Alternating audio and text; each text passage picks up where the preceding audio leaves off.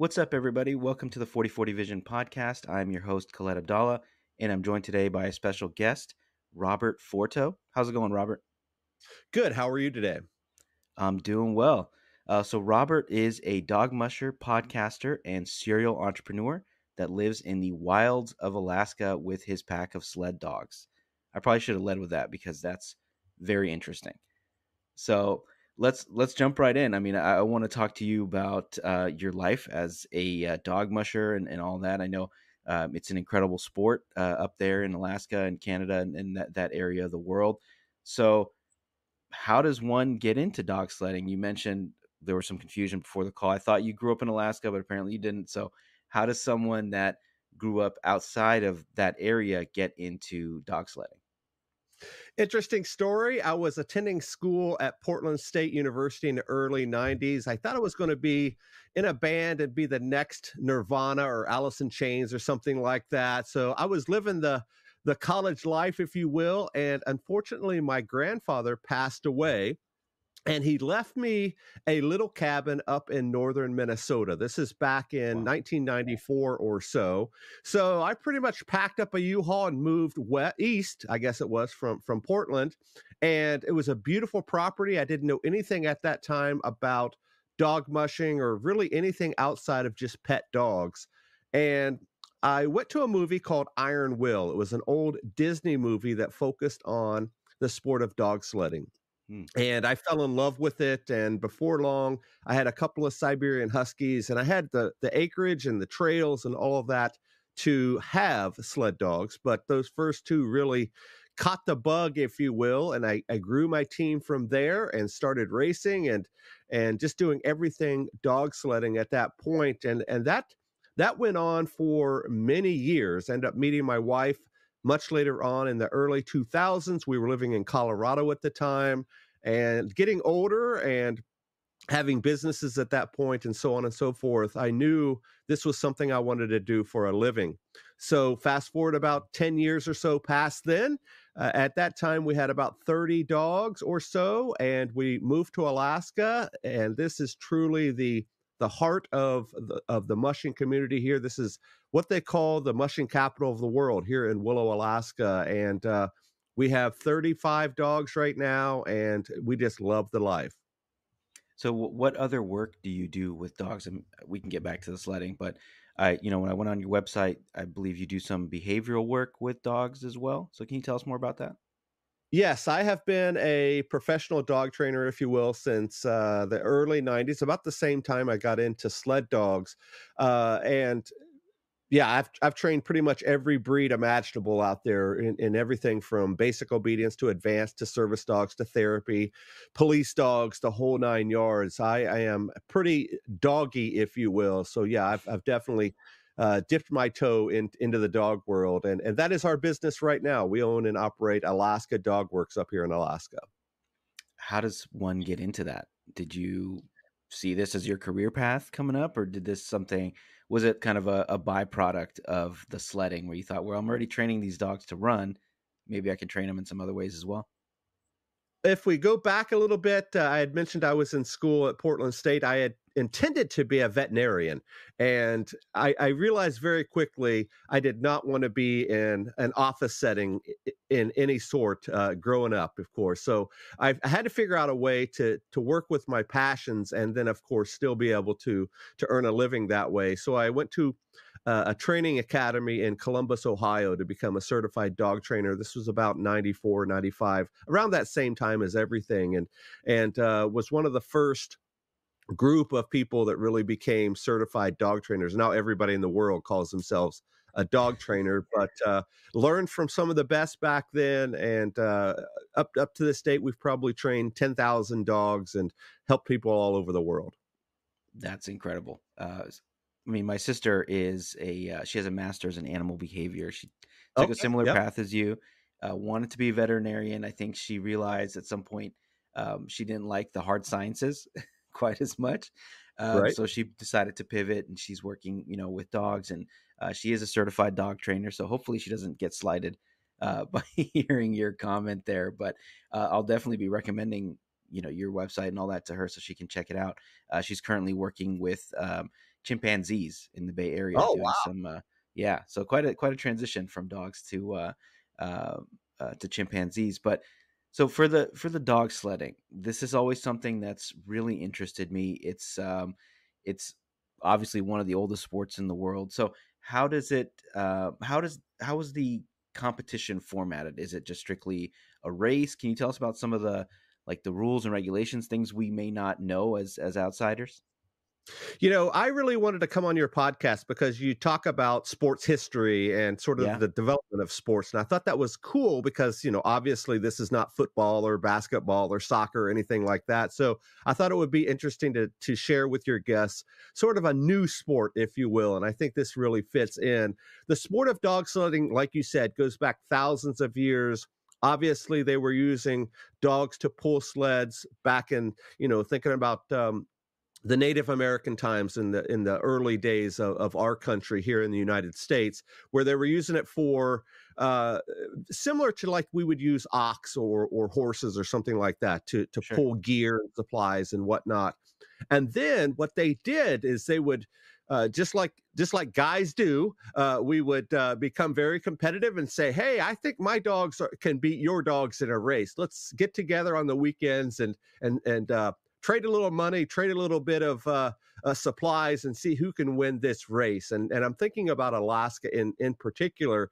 So all of the trappers and hunters and things would get their dogs together and race on the weekends and try to figure out who had the best dogs. And that's sort of how sprint mushing started. Sprint mushing is a much shorter version of dog sledding compared to Iditarod and all that. We can talk about that in a second. Is it So they would get like the drag racing of dog sledding almost? yeah, sort of like the drag racing of dogs. Yeah, so they would do that. They would, run around the trails and figure out who had the best dogs, and of course, bragging rights in the villages, and that became a huge sport here in Alaska, especially back in thinking about early 1900s, 1910, something like that. And then the races started to develop from there. Of course, they said, "Oh, I think Max and his dogs can beat John and his dogs, so let's bring them together and start bigger races." And I think it was around 1905, 1910 or so, they started the All Alaska Sweepstakes. It was up near Nome, Alaska. And they started that race, and that went on for several years up until about the time of World War I, World War II. And then the flu pandemic hit in 1918, I believe it was. And Yeah. of course, a lot of things stopped, very similar to how we went through it with COVID a couple of years ago. And then in 1925, they had a diphtheria outbreak in Nome, Alaska, and they had to figure out how can we get medicine from Anchorage, Alaska, pretty close to where I'm living, up to a very remote Nome, Alaska. And they figured out they can't use railroad, they can't use Mhm. boats because it was January, so everything was frozen in. So they figured out let's do it as a dog sled relay. So they And figured out what's how the to distance there? Sorry, what's the distance it between was the two about locations? 700-ish miles or so, I think Wow. 725 miles. So what they did is they shipped up this antitoxin serum from Anchorage to Nenana, which is up near Fairbanks. And they started a true relay. So they started teams from Nome and teams from Nenana. And the goal was to meet them in the middle and hand off this medicine to help these sick kids up in Nome. And they eventually finished that relay, and the story became national, international news at that point, and that's the story of Balto and Togo. So a lot of people are very familiar with Balto from the Disney cartoons Yeah, back in the yeah. day, and then Togo came out a few years later with a much newer version of the story, and that became what is known now today as the Serum Run, and that is that Mm. run from Nenana near Fairbanks up to Nome to save those sick kids. And then fast forward about 50 years ish or so. And to pay homage to that life-saving relay, they started the Iditarod, which is a 1,000-mile race from Anchorage to Wow. Nome. It's held every March, and you literally start at the beginning of March, and you work your way across Alaska in some of the most grueling conditions imaginable. And that has become what is known as the Iditarod. And that is sort of our pinnacle of the sport. That's sort of our Super Bowl, if you will. Hmm. And that's the reason why we moved to Alaska. I still have not ran Iditarod, but that's a story for maybe later on. But Yeah. that's sort of a very quick history of how the guys were betting on their dogs back in the early days in the 1800s or so to today with racing sled dogs competitively. That's incredible. I mean, it's amazing how sport is so ingrained in like the human condition that we can turn anything into a competition, from Yeah, transporting supplies to just finding a way to get around in some difficult conditions to throwing a ball in a hoop. It's all essentially the same thing. I can do this better than you can, or I can do this faster than you can, and we can put some money on it or some supplies or whatever it is, and make things a little more interesting. for So sure. on the Iditarod, I mean, you said that the Serum Run was a relay. Is the Iditarod a relay, or is this more of just a solo show with you and your dogs and your supplies? Can you tell us a little more about the format of the Iditarod? Yeah, the Iditarod currently is not a relay. It is a one man, one woman uh, endeavor with your dogs. You can have up to 16 dogs on your team at any given point, and you're out there embracing the elements in some of the toughest conditions, as I said. In the United States, for sure, it takes about 10 days right now to finish that in the top place. So just think about the distance. A good measure for your listeners is about from Denver, Colorado to Minneapolis, Minnesota. So imagine running a race like that on something about 3 inches wide. That's the width of the runners.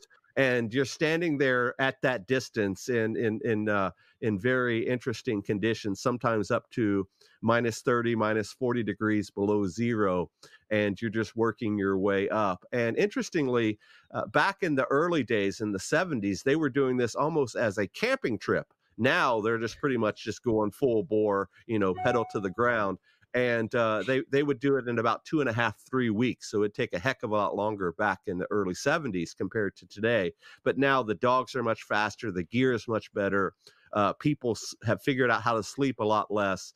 And it has become a very intense race. And in terms of format, think about a very long marathon. And a lot of people that are listening are familiar with marathons where you're just out there Hmm. in just a grueling endeavor, if you will. But that just doing a marathon, a good way to think about it is you're doing a marathon 2 or 3 times a day, every day for about a week and a half. That's sort of what you're doing. Yeah, I was gonna say it's more of like an ultra marathon, like Yeah. times 10.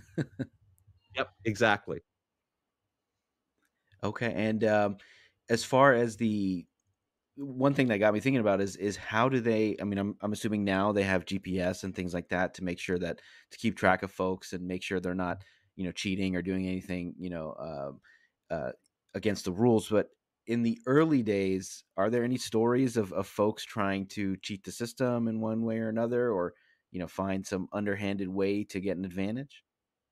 Well, there's always been that in every sport. There's been a way to figure out, can I do this a little bit faster or a little bit differently, and still win the race without getting caught. And thankfully, in the Iditarod, they've been pretty strict from the early days about keeping competition relatively flat, meaning everybody is sort of on that same terms. And there's been experiences where they've had struggles. One in particular is you're not allowed to stay in people's homes when you're in the villages. So, you're pulling in and parking your dog team and, hanging out at the cabin down the road. You have not been allowed to do that for many years because that's seen as an unfair advantage, because you can rest up, you can do what, have a good meal, whatever. A lot of people think, oh man, you're out in the middle of nowhere. How is that an advantage? Well, it's easy to think, if I know the person that owns that cabin and you Hmm. don't, you're going to be out there in the elements, and I'm going to be kicking back with the wood stove. So that is a little bit of an advantage there. There has been speculation about 5 or 6 years ago that one of the top mushers was using what we would think of in human sports as like performance enhancing drugs. That Yeah. was sort of a big struggle back then. He was eventually found not guilty, if you will. I mean, he wasn't suspended or anything like that, but there has been at least one incident of that. But otherwise, it's pretty tough to cheat when you're in the middle of nowhere. They do use trackers similar to GPS, as you mentioned, on all the teams, and the trail is pretty well marked in terms of, if you can think about just how the layout is. So there hasn't been a lot of cheating, which is a good thing. So, what does a performance enhancing substance look like for a dog? What is that? Very similar to what we would use. So thinking about if we would use something like growth hormone or testosterone or something like that, there's a whole list of banned substances for the dogs as well, because they take a lot of the same medicines that we do. That's why a lot of research, and I'm sure your sister would be very familiar with this, there's been a lot of research on dogs for people medicine because of that, with antibiotics and so on and so forth. But very similar things, but also on the recovery side. So all of the substances that we would use to recover, whether it be painkillers or Mm. anti-inflammatories and that sort of thing, the same type of drugs are banned in our sport as well. So the dogs, and I assume the musher are drug tested before and after the event, like the Tour de France or something like that as well. Very similar. There has been occasions, and just recently they have allowed cannabis use. Of course, now cannabis is pretty much legal everywhere. So they have allowed that. For many years, that was banned, a banned substance for the human side. There has been at least one occasion where one of the dog mushers has been accused of, I don't think they were found guilty or suspended of, for using methamphetamines or speed of some type, not the hardcore street kind, but you know what I'm saying. Hmm. So there has been that, because one of our biggest struggles, and you could think about why somebody would want to use a substance like that. One of the biggest struggles is sleep deprivation. And when you're Mm. going for a week or so in the middle of nowhere, and it's a 24-hour cycle, as you mentioned, an ultra marathon is a good way to look at it. A lot of the top runners don't sleep, so they have to figure out how to keep themselves upright, if you will. And so they have figured out ways to deal with sleep deprivation, because that, on the human side, is the biggest struggle. Because when we stop to rest, we're not resting, the dogs are resting, but that's when our job really starts, because it's our job as a dog musher or a dog driver to make sure that we're taking care of our team. So they're doing all of the work on the trail, and then of course we're Mm. doing all of the work in the checkpoint, or when we stop for the night. Of course, we're feeding and caring for the dog. So our part of the team really happens when the dogs are resting. Yeah, that's incredibly interesting. I didn't think about it like that, but it makes sense that they're doing the work, pulling the sled, and then once you camp or stop, you're the one that's going to be preparing their meals and checking for injuries and things like that, and of course checking the Right. equipment and making sure it's still good to go. And on the equipment side, that's something that's really interested me as well. As how has the equipment, whether it's the sled or the things that you're bringing along to make the trip easier, how has that evolved in the time that since the Iditarod started till today? Oh, it's like night and day. And if thinking about any other sport, if you think about mountain bike racing back in the day, they were using uh, really heavy piece of junk, if you will, mountain bikes back in the day. And that's sort of where we started with dog mushing. We were using handmade sleds made out of wood and sinew and that sort of stuff. And now we have some really extreme race car type sleds where we're using carbon fiber and all sorts of stuff like that. So the equipment has really evolved over the years. So now we're pulling probably 50 pounds of gear, compared to back in the day it was just a sludge fest where we may have 150, 200 pounds of gear. So it's made the sport a lot faster in that sense. But I think the biggest change is the dogs. Back then we were Mhm. using sort of that prototypical husky looking dog. When you think about stories like Balto or Togo, that what everybody thinks of as a sled dog, that pointy eared wolf looking dog, that was sort of that popular looking dog back in the early days of Iditarod. Now they're a much sleeker, much different looking dog, more short-haired, more lean, more athletic, if you will. They're no longer the fat guy running down the trail in the marathon. Now they are the typical, like a Lance Armstrong looking type guy, where they're just sleek and all muscle and ready to go. And of course, those advancements, not only in gear and dogs, have played a huge part in the speed of our sport. That's why we went from 2.5 weeks back in those days to about a week and a half today. And it's just those changes in everything and how it's evolved. Yeah, and what kind of breeding process goes into into having these dogs? Is it like the Kentucky Derby type racing where it's like you're betting on genetics, and is there kind of a trade in these dogs of their genetic material, things like that? I'm really curious about how that whole process works out.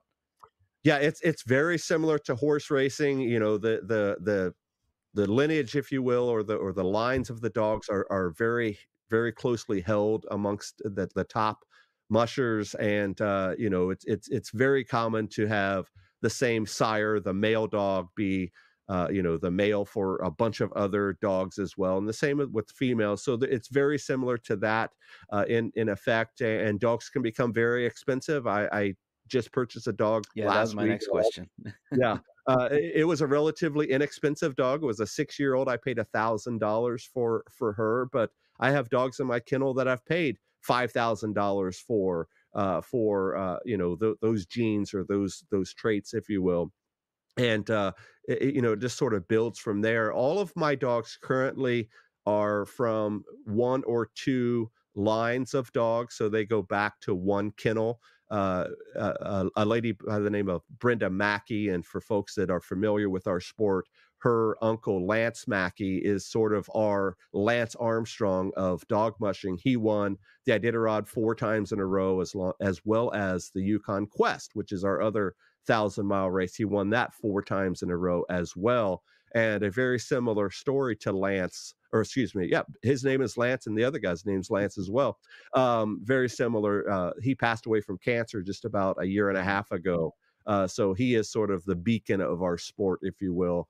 And that's where a lot of my dogs come from that same line. So yeah, it's a very closely held. I don't want to say secret, but you know what I mean. That batch, once you get a hold of them, you Mhm. don't want to let them go. And I'm sort of in that middle class of mushers, if you will. So you have the very elite folks at the top, the very competitive mushers up there. Then you have that middle group where I would stand. And then, of course, you have a lot of the recreational mushers below us that, they're using rescue dogs, or they're using dogs that they get that are sort of rejects from other Mhm. kennels. So they don't have the ability to use those lines from other top mushers, so they just use what they can. And that's very similar to other sports. If you think about, you have Yeah. this kid on your team that goes to camps, and he's the all-star pitcher in little league, and his parents have all the money, and he has the best coaches. And you have the kid that just shows up, and he's struggling to be one of the top players. So it's similar in all sports. Where the money goes is where the competition rules, I guess. Mhm. Yeah, the parallel I thought of was I know there's like NASCAR teams that don't have the funding to actually finish a race. They don't have the Yep. funding to build a good enough car to finish the race, but they're just there to run a few laps and show their sponsor off on TV and make their money and then call it a day. So I imagine you can't just show up to the Iditarod just like, maybe the Boston Marathon or something like that. Like you have to qualify and prove that you're able to handle these sort of things. So what is the qualification process for some of these longer races? You mentioned that the Yukon run as well. What does that look like? What's that Yeah, process?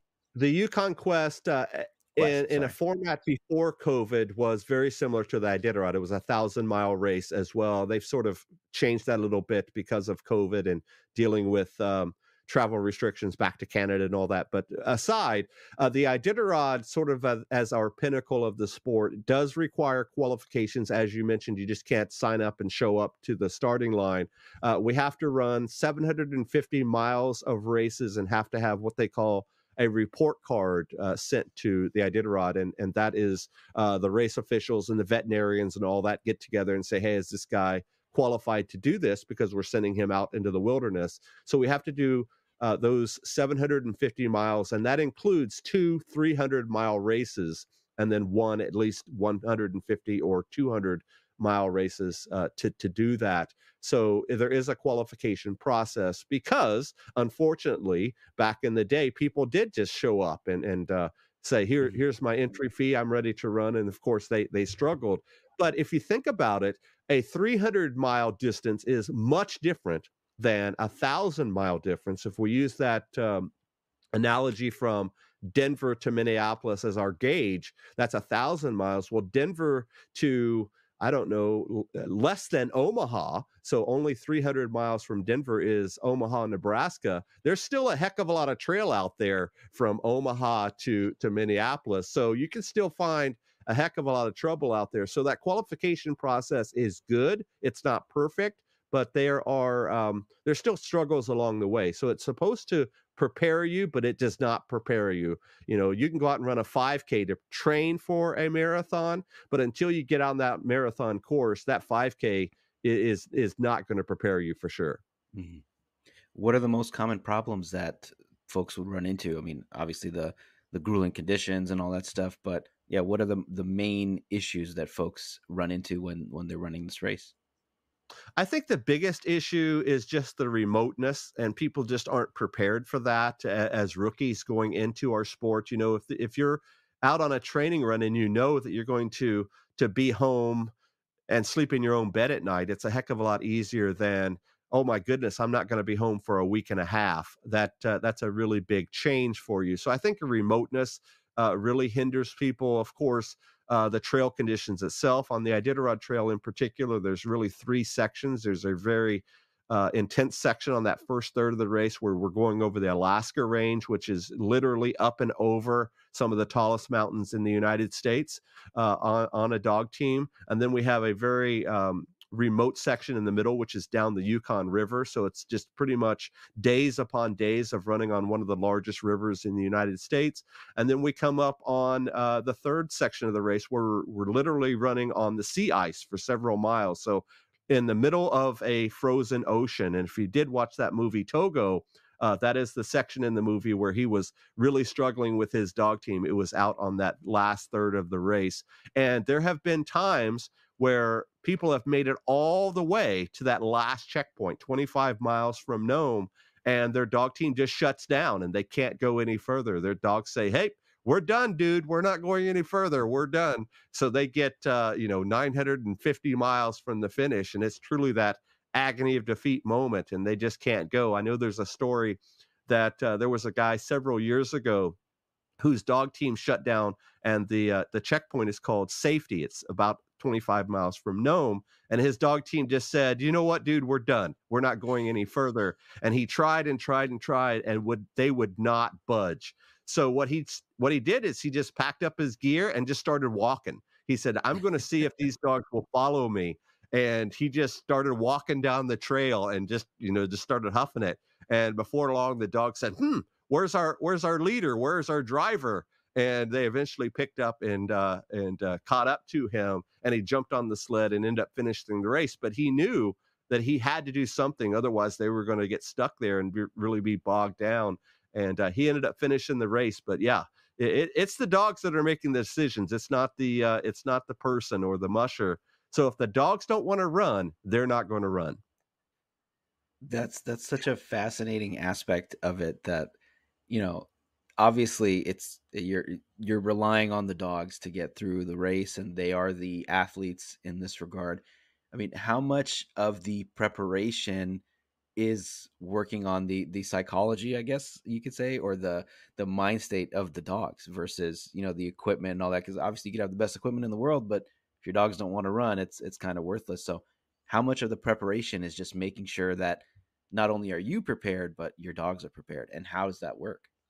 I think that that's the most important aspect of it. If you do not have that bond with your dogs, you're not going to go anywhere, and that's true training in any sport. If you don't have a very good support system, and in our case, we're sort of the pit boss. You talked about NASCAR. We're sort of the Mhm. pit boss, or the crew that makes the engine go. If we don't have that bond with our dogs, or that relationship with our dogs, as I said, if they don't want to go, they're not going to go. So we spend a lot of time with our dogs on and off the trail. Just as soon as I get off of this recording, I'll be down in the kennel most of the day dealing with, not only the chores, but also that relationship that I have with them, and they know what's up. They know that I am the guy, if you will, and they know that they're just as much a part of the team as I am. So yeah, that psychological, or that bond part of the team is huge. And how do you build that bond? Is it as simple as just having a good relationship with the dogs? How do you I mean, I'm sure by now there's a lot of instinct in these types of dogs that they're bred for this literally, but how is that bond built to be able to rely on them for that grueling of a race, even if it's not 1,000-mile race, even if it's a 300-mile race? How is that bond built? It's very similar to the same relationship you would have with your pet dog. If your dog is hanging out with you when you're watching Monday Night Football, and he's laying at your feet, and he may be a golden retriever or a lab or whatever, and you get up to go to the kitchen to get a snack, immediately he'll perk up and say, "Hey, where are you going, bud?" And if he knows what you're doing, he knows your intricacies, your routines, if you will, and he will build on that. And if you just kick back and look at your relationship with your own pet dog and just multiply that by 1,000. That's what we have with our dogs. It's that innate, in tuned sort of relationship that we have. We know what we're going to do well before we do it, and the dogs can read on that. And of course, they do that to their partners, to their teammates. It's that same bond they have with each other, and that's the essence of training for any sport. When you have that bond together, not only the human dog connection, but also that dog to dog connection. They learn the intricacies of their teammates. They know that this dog can run with this dog, or this dog cannot run with that dog, or this dog has this gait, or this dog has this personality, or Mhm. this male dog does not get along with other male dogs, so he has to run with a female, and sort of that whole team management part of it. So it's just those times together, those hours upon hours of training on the trails. We typically spend all winter just sort of out there on our trails, just building up that relationship, and that's what training is all about. Yeah, it's incredible how it's just like any other team dynamic. You just have dogs instead of people because you need to manage the personalities, you need to manage the maybe egos, so to speak. If Yep. if a male dog's not so comfortable with other male dogs, that's incredible. And you mentioned that you wanted to run the Iditarod at some point. Uh, what do you need to do that? What's holding you back from doing it? Probably two biggest issues are time and money. Time, just being able to take that time off. It's an entire year of just sort of that grueling routine, day in and day out. And being a business owner, it's tough to really be able to step away, because I can't say, "Hey, boss, can I take a month off and do this?" My business would be in shambles if I took a month off. But it's time first, and I think second, it's money. It's very expensive. It costs about $40,000 to run the Iditarod. It has I think, a Mm. $3,500 entry fee, and pretty much all it is to enter the race. Everything else is on you. All of the travel and the food and the preparation, and getting there and getting back and all that is still on. So it's about a $40,000 investment, which is quite a bit of money for a lot of people. And more importantly than that, I think it's just I have other things that I still want to do. I teach at the university. I teach dog mushing at two local universities here in Alaska. And of course, that happens dead in the middle of winter, because it's the same time when Iditarod's going on. So until Mhm. I am done with that contract, at least in the next couple of years, I want to focus on that. And, I'm not old enough yet to say I'm too old. I think the oldest rookie was 72 years old when he started, and Oh I'm wow. 52 right now. So I still have 20 years before I'm the oldest guy to ever start the race. So I think I'm okay. You got plenty of time, and I'm sure Yeah. the dogs keep you young. For the financial aspect, I mean, I assume there are folks who do this, professionally, full time. Do they have sponsorships? What does that look like?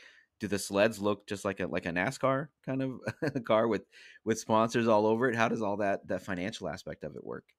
You hit the nail on the head with NASCAR, and I think a lot of people can relate to that. It's very similar. You know, those top guys have the big sponsors, and the big sponsors in our sport back in the day were like dog food companies, or I remember back in the day there were people that were sponsored by beer companies and that sort of thing. And then places like Cabela's and Bass Pro and Lowe's, and you know, those are the big name sponsors that get the big name kennels. But the others, you know, it's the mom and pops, it's the you know, the local brew pub down the road, or the veterinary office, or a lot of people sponsor their dogs, so they'll put on their website, hey, do you want to sponsor Max? And then they'll raise funds, sort of crowdfunding for sponsors. So you know, if I have that on my sponsorship program, you could sponsor one of my dogs for 50 or $100 or something like that, and just have that sort of micro sponsorships work very well. But most people don't, just like in NASCAR or anything else, most people don't have those big sponsors. They're doing everything hand to mouth, if you will. So they're raising the funds, and you know, friends and family and the whole 9 yards to raise that money. And it's a special thing to have a big sponsor, to be able to do it on your own. It's just, you know, there's just not enough wealth to go around, if you will, to feed everybody. Yeah, and I'm sure you get access to all the top equipment and all that good stuff when you Yep. have these big sponsors. So it makes sense. Yeah. Is there anything else that you wanted to cover before we Uh, wrap up?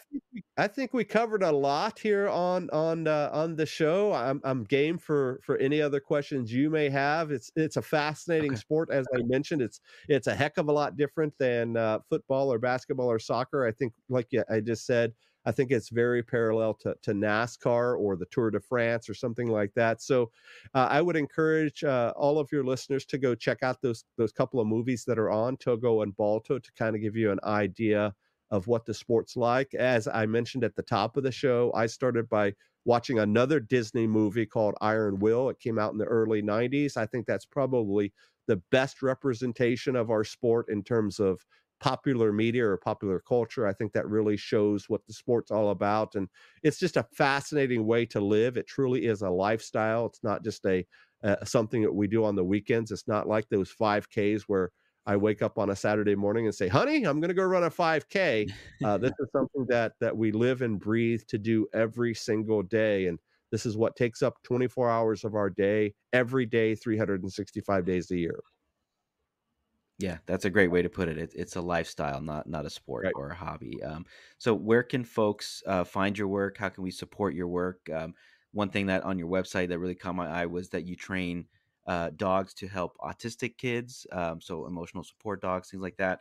How do we support you, and where can we find your work?